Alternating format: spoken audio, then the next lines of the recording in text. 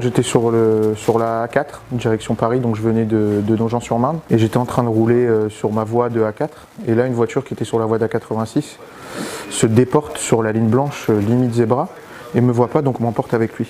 Je suis tombé avec la moto, j'ai mis mon bras sur le sol pour me freiner et là je vois la moto se remettre droite et repartir sur la route. J'avais du sang partout sur moi et je vois la moto partir, donc j'ai du mal à comprendre. Je reste un bon moment par terre parce que le choc m'a quand même perturbé et j'ai eu quand même des séquelles. Et en gros, je me relève.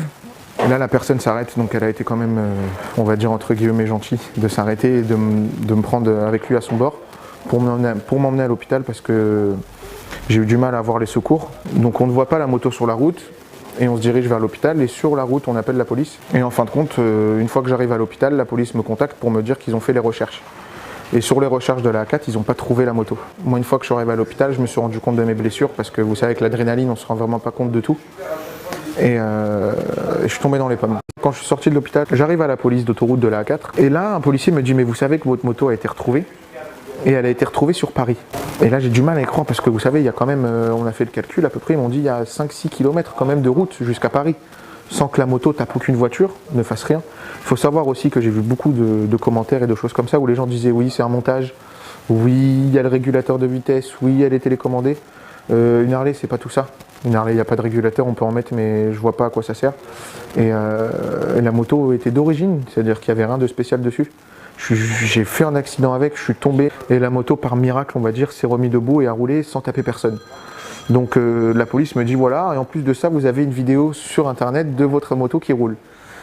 J'ai eu un soulagement et aussi ça m'a fait bizarre parce que je me dis putain la moto quand même elle a roulé quoi, elle a tapé aucune voiture. Moi ma crainte c'était ça, qu'elle tape des voitures, qu'elle roule. Donc déjà expliquer le problème de la moto c'est simple. Une Harley c'est bas, ça a beaucoup d'empattement à l'arrière sur le pneu. Et quand la vitesse est engagée, ça a beaucoup de coupe, donc ça reste, ça a de l'élan. Ça peut tenir vraiment, après de là à tenir 6 km, je vous dis c'est fou, c'est arrivé maintenant, voilà, il y a une première fois à tout. Donc en fin de compte, la moto a été retrouvée à quai de Bercy, en sachant que j'ai fait l'accident au niveau de Saint-Maur, donc Joinville.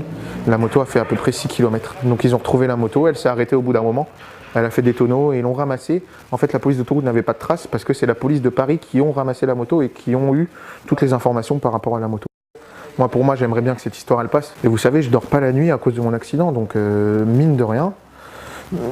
La vidéo a fait du buzz, tout ce que vous voulez, mais derrière, il y a quand même quelque chose d'assez important pour moi par rapport aux séquelles, même corporelles et même mentales. Ça peut être que de la chance aujourd'hui de se dire que la moto a pu rouler 6 km sans taper personne, sans arriver sur une voiture ou quoi.